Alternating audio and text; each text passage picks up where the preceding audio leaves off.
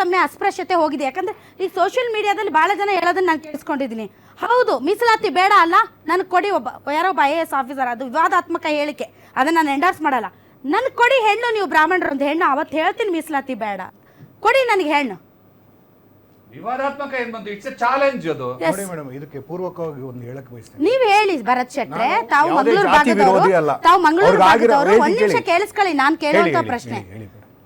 ಜಾತಿ ತಾರತಮ್ಯ ನಮ್ಮ ಸಮಾಜ, ನಾನು ಮೊದಲು ಇಂಟ್ರೊಡಕ್ಷನ್ ಅಲ್ಲಿ ಹೇಳಿದೆ, ಬಾಬಾ ಸಾಹೇಬ್ ಅಂಬೇಡ್ಕರ್ ಅವ್ರದ್ದು ಒಂದು ಹೇಳಿಕೆ ಹೇಳಿದೆ. ಏನು ಅಂದ್ರೆ, ಜಾತಿ ಅಂತಂದರೆ ಇಟ್ಟಿಗೆಗಳ ಗೋಡೆಗಳಲ್ಲ, ತಂತಿ ಬೇಲಿಗಳ ಸರಪಳಿಗಳಲ್ಲ, ಭೌತಿಕ ವಸ್ತುಗಳಲ್ಲ ಕಣ್ಣಿಗೆ ಕಾಣುವುದಕ್ಕೆ.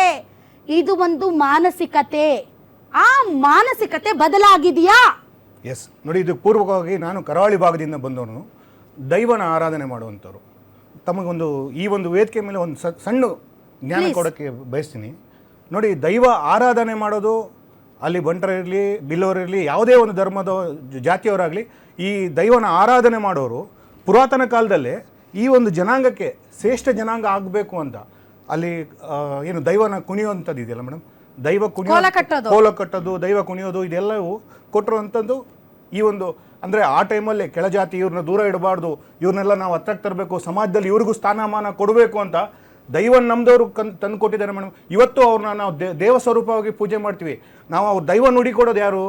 ಆ ಒಂದು ಜನಾಂಗದವರೇ ಕೊಡೋದು. ಪಂಬದವರಾಗಲಿ, ಮತ್ತು ಏನು ಕೋಲ ಕಟ್ಟೋರಾಗಲಿ, ಇವ್ರು ಕೊಡುವಂಥ ನುಡಿಗಳನ್ನ ನಾವು ಚಾಚು ತಪ್ಪದೆ 11 ತಿಂಗಳು ಪಾಲನೆ ಮಾಡ್ತೀವಿ. ಈಗ ಇಡೀ ದೇಶದಲ್ಲಿ ಬೇರೆ ರೀತಿ ಇರ್ಬೋದು, ವಿಭಿನ್ನವಾಗಿರ್ಬೋದು, ದೇವರ ಆರಾಧನೆ ಮಾಡೋದು, ದೇವರನ್ನ ನಂಬೋ ರೀತಿ ಬೇರೆ ಇರ್ಬೋದು. ಆದರೆ ಕರಾವಳಿ ಭಾಗದಲ್ಲಿ 11 ತಿಂಗಳು ಮಾತ್ರ ವಾಯ್ದೆ ಇರುತ್ತೆ ನಮ್ಗಳಿಗೆ. ನಾವು ದೈವನ ಆರಾಧನೆ ಮಾಡೋದು 11 ತಿಂಗಳು ನಮಗೆ ಒಂದು ಬ್ಲೆಸ್ ಮಾಡಿ ಕಳಿಸುತ್ತೆ. ಹೋಗು ಮಗನೇ, ನೀನು ಎಲ್ಲಿ ಬೇಕಾದ್ರೆ ಹೋಗು, 11 ತಿಂಗಳಿಗೆ ವಾಪಸ್ ತಿರುಗಿ ಬಾ. ಆ ಒಂದು ಆರಾಧನೆ ಮಾಡಿ ನಮಗೆ ಆಶ್ವಾಸನೆ ಕೊಡೋದು ಇದೇ ಒಂದು ಕೆಳಜಾತಿ ಅಂತ ಏನು ನೀವು ಹೇಳ್ತಿದ್ರಲ್ವ, ಆ ಒಂದು ಜನಾಂಗಕ್ಕೆ ನಾವು ಆವಾಗಲೇ ಅವ್ರಿಗೆ ಸ್ಥಾನಮಾನ ಕೊಟ್ಟಿದ್ವಿ. ಅವ್ರನ್ನ ದೈವ ಸ್ವರೂಪವಾಗಿ ನೋಡಬೇಕು, ಅವರೇ ನಮ್ಮ ದೇವರುಗಳು ಅಂತ ಒಂದು ಜಾತಿನ ಒಂದು ನಾವು ಮೇಲಕ್ಕೆ ಪೂಜನೀಯ ಸ್ಥಾನ ಕೊಟ್ಟಿರುವಂಥದ್ದು ಕರಾವಳಿ ಭಾಗದವರು. ಅದು ನಾವು ಇಡೀ ಜಗತ್ತಿಗೆ ಪಸರಾಗಬೇಕಿತ್ತು. ಅದು ಎಲ್ಲೋ ಒಂದು ಮರೀಚಿಕೆ ಆಯಿತು. ಇದರಿಂದ ಒಂದು ಸ್ವಲ್ಪ ತಾರತಮ್ಯಗಳಾಗಿರ್ಬೋದು. ಆದರೆ ನಮ್ಮ ಪೂರ್ವಜರು ಎಷ್ಟೋ ಹಿಂದಿನ ಒಂದು ಪದ್ಧತಿನೇ ಆ ಒಂದು ಜನಾಂಗನ ಮೇಲೆ ತರಬೇಕು ಅಂತ ನಾವು ಪಣ ತೊಟ್ಟಿದ್ವಿ ಮೇಡಮ್. ಮೀಸಲಾತಿ ಇದೆಯಲ್ಲ ಮೇಡಮ್, ಅದು ನಿಜವಾಗ್ಲೂ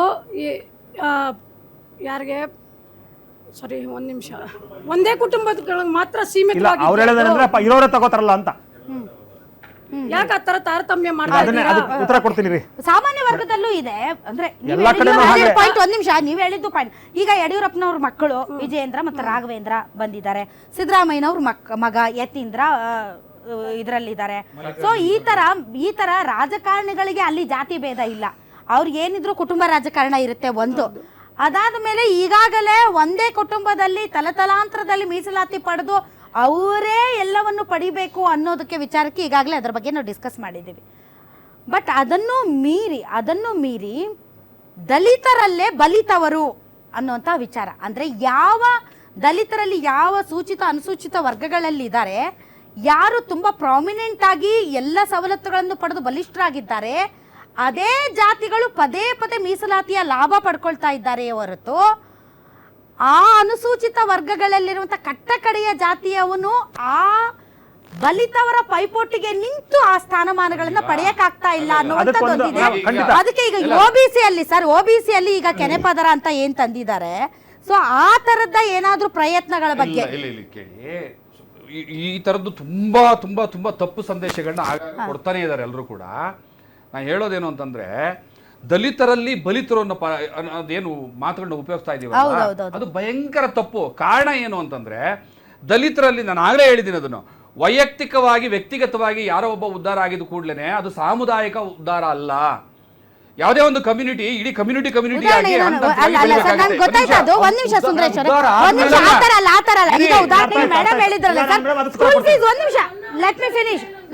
ಅದಲ್ಲ ಮೇಡಮ್. ಈಗ ಉದಾಹರಣೆಗೆ ನೀವು ಒಂದು ಒಳ್ಳೆ ಸ್ಥಾನದಲ್ಲಿ ಇದ್ದೀರಾ ಸರ್, ನಿಮ್ಮ ಮಗ ಒಂದು ಕಾಲೇಜ್ಗೆ ಅಡ್ಮಿಷನ್ಗೆ ಹೋಗ್ತಾರೆ ಅಂತ ಇಟ್ಕೊಳ್ಳಿ. ನೀವು ಆರ್ಥಿಕವಾಗಿ ಮತ್ತು ಬೇರೆ ಬೇರೆ ಆಸ್ಪೆಕ್ಟ್ ಅಲ್ಲಿ ನೀವು ಎಲ್ಲ ಆರ್ಥಿಕವಾಗಿ ಅಷ್ಟೇ, ಸಾಮಾಜಿಕವಾಗಿ ನಮ್ಮ ಸಮಾನತೆ ಇಲ್ಲ. ನಿಮ್ಮ ಮಗನಿಗೂ ಕೂಡ ಫೀಸ್ ಅಲ್ಲಿ ರಿಯಾಯಿತಿ ಬೇಕಾ? ಒಂದು ನಿಮಿಷ, ನಾನು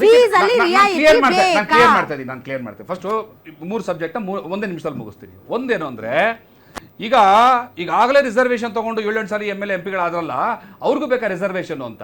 ಈ ದೇಶದಲ್ಲಿ ಮಲ್ಲಿಕಾರ್ಜುನ್ ಖರ್ಗೆ ಇರಲಿ, ಪರಮೇಶ್ವರ್ ಇರಲಿ, ಕೆ ಎಚ್ ಮುನಿಯಪ್ಪ ಇರಲಿ, ಆಂಜನೇಯ ಇರಲಿ, ಯಾರೆಲ್ಲ ಇದಾರಲ್ಲ, ಇವ್ರನ್ನ ಒಂದು ಸಾರಿ ಜನರಲ್ ಕ್ಷೇತ್ರದಿಂದ ಗೆಲ್ಲಿಸಿ, SC ಕ್ಷೇತ್ರದಿಂದ ಬಿಟ್ಟು. ಆತ ಎಂಥ ಕೋಟ್ಯಾಧಿಪತಿ, ಎಂಥ ದೊಡ್ಡ ರಾಜಕಾರಣಿ, ಇಡೀ ರಾಷ್ಟ್ರ ನಾಯಕ. ಅಲ್ಲ ಅವರು ಟಿಕೆಟ್ ಕೊಡಿ ಫಸ್ಟ್. ಟಿಕೆಟ್ ಕೊಡುವಂತಹ ಸಾಮಾಜಿಕ ಕ್ಷೇತ್ರಕ್ಕೆ ಅವರಾರು ಬರಲಿ. ನಿಮಿಷ ಪ್ಲೀಸ್. ಟಿಕೆಟ್ ಕೊಡುವ ಸಾಮಾಜಿಕ ಪರಿಸ್ಥಿತಿ ಬದಲಾಗಿದ್ಯಾ? ಸೊ ಬದಲಾಗದೆ ಇರುವಾಗ ಅವ್ರು ಯಾಕ್ರಿ ರಿಸರ್ವೇಶನ್ ಅಂದ್ರೆ ಜನರಲ್ ಕ್ಷೇತ್ರ ಗೆಲ್ಸಿ. ನಿಮ್ಮೊಳಗಡೆ ಇರೋ ಜಾತಿ ವಿಷವನ್ನ ಕಿತ್ತು ಆಚೆ ಬಿಸಾಕಿ, ನನ್ನ ಕ್ಷೇತ್ರದಲ್ಲಿ ನಿಂತಿರುವಂತ ಮಲ್ಲಿಕಾರ್ಜುನ ಖರ್ಗೆ ಒಬ್ಬ ಸಾಮಾನ್ಯ ದಲಿತ ಅಲ್ಲ, ಭಾರಿ ದೊಡ್ಡ ಲೀಡರ್, ನಾವು ಅವರನ್ನ ದಲಿತ ನಾಯಕರು ಅಂತ ನೋಡದೆ ಸರ್ವಜನ ನಾಯಕ ಅಂತ ನೋಡಿ ಗೆಲ್ಲಿಸ್ತೀವಿ ಅನ್ನುವಂಥ ಮಾನಸಿಕ ಪರಿಸ್ಥಿತಿ ಈ ದೇಶದಲ್ಲಿ ಇದೆ ಅಂತ ಒಪ್ಕೋತೀರಾ? ಇಲ್ಲ. ಸೊ ಹಂಗಾಗಿ ರಿಸರ್ವೇಶನ್ ಅನ್ನೋದನ್ನ ಅವ್ರು ತಗೊಂಡ್ರು ಅವ್ರ ಮಗ ಬೇಕಂತ ಹೇಳಕ್ಕಾಗಲ್ಲ. ಈಗ ಸಾರ್ ಹೇಳ್ದಂಗೆ ನಾವು 1 ಕೋಟಿ ಜನ ಚಿಲ್ಲರೆ ಇದ್ದೀವಿ, ಆದರೆ 1% ಜನಕ್ಕೂ ನಮ್ಮಲ್ಲಿ ಉದ್ಯೋಗ ನಮಗೆ ಮೀಸಲಾತಿ ಮುಖೇಣ ಬಂದು ಜಾತಿ ಆಧಾರದ ಮೇಲೆ ನಮಗೆ ಕೆಲಸ ಸಿಕ್ಕಿದ್ರು, ಈಗ ನಮ್ಮ 1 ಕೋಟಿ ಜನದಲ್ಲಿ ಒಂದೇ 1% ಜನಕ್ಕೆ ಮಾತ್ರ ನಮ್ಗೆ ಅನುಕೂಲತೆ ಆಗಿದೆ ಅಂತ ಹೇಳಿದಿರಿ. ಈ 1%ಗೋಸ್ಕರ 99ಕ್ಕೆ ಅನನುಕೂಲ ಆಗಿರ್ತದೆ. ಆದರೆ ನಿಮಗೆ ಈ 1% ನಿಮ್ಗೆ ಅನುಕೂಲ ಆಗಿರೋದಕ್ಕೆ ಜಾತಿ ವ್ಯವಸ್ಥೆ ಬೇಕಾ? ನಿಮಗೆ ಜಾತಿ ಆಧಾರದ ವ್ಯವಸ್ಥೆಯಲ್ಲಿ ನೀವು ಜಾತಿ ವ್ಯವಸ್ಥೆ ಯಾರು ಮಾಡ್ರೆ ಅಲ್ಲಲ್ಲ, ಸರ್? ಈಗ ಅವ್ರಿಗೆ ಬೇಕಾಗಿಲ್ಲ, ಮೀಸಲಾತಿ ಯಾರಿಗೂ ಇದೆ. ಬೇಕಾಗಿಲ್ಲ. ಹಾ. ಯಾರಿಗೂ ನೀನು ಹೊಲೆ ಜಾತಿ ಒಂದ್ ನಿಮಿಷ ತಡ್ರಿ ಸರ್, ಒಂದ್ ಅದಾದ ಮೇಲೆ ನಿಮಿಷ. ಅಲ್ಲ ಮೀಸಲಾತಿ ಸರ್, ಒಂದ್ ನಿಮಿಷ ಸರ್, ಮೀಸಲಾತಿ ಬೇಕು ಅಂತ ನಿಮ್ದು ಹೇಳ್ತಾರೆ ಒಂದ್ ನಿಮಿಷ ಸರ್, ತಮ್ಮ ಹೆಸರೇನು ಸರ್? ಪ್ರಭುದೇವ್ ಪ್ರಭುದೇವ್ ಅವರೇ, ಯಾರು ನೀನು ಹೊಲೆಯ, ನೀನು ಮಾದಿಗ, ನೀನು ಒಡ್ಡ, ನೀನು ಕೋರಮ, ನೀನು ಕೊರಚ ಅಂತ ಕರ್ಸ್ಕೊಳಕ್ ಇಷ್ಟ ಇಲ್ಲ. ನೀನಂತೆಯೇ ನಾನು ಅಂತ ಕರ್ಸ್ಕೊಳಕ್ ಇಷ್ಟ ಇದೆ. ಇವತ್ತು ಗೌಡ್ರು ಎಷ್ಟು ಜನ ಇದೀರಿ ಅಂದ್ರೆ ಕೈ ಎತ್ತುತ್ತಾರೆ, ಲಿಂಗಾಯತರು ಎಷ್ಟು ಜನ ಇದೀರಿ ಅಂದ್ರೆ ಕೈ ಎತ್ತುತ್ತಾರೆ. ಎಷ್ಟು ಜನ ಹೊಲೆಯರು ಇದೀರಿ ಎತ್ತರಿ ಕೈರಿ ಅಂತ ಒಬ್ರು ಎತ್ತಲ್ಲ. ಈ ಸಮಾಜದಲ್ಲಿ ಜಾತಿ ವ್ಯವಸ್ಥೆ ಮಾಡ್ಕೊಂಡಿರೋದು ದಲಿತರಲ್ಲ, ಅಲ್ಲಲ್ಲ, ಜಾತಿ ದಲಿತರಲ್ಲ. ಈ ಜಾತಿ ವ್ಯವಸ್ಥೆ ಮಾಡ್ಕೊಂಡಿರೋದು ಈ ಸಮಾಜ.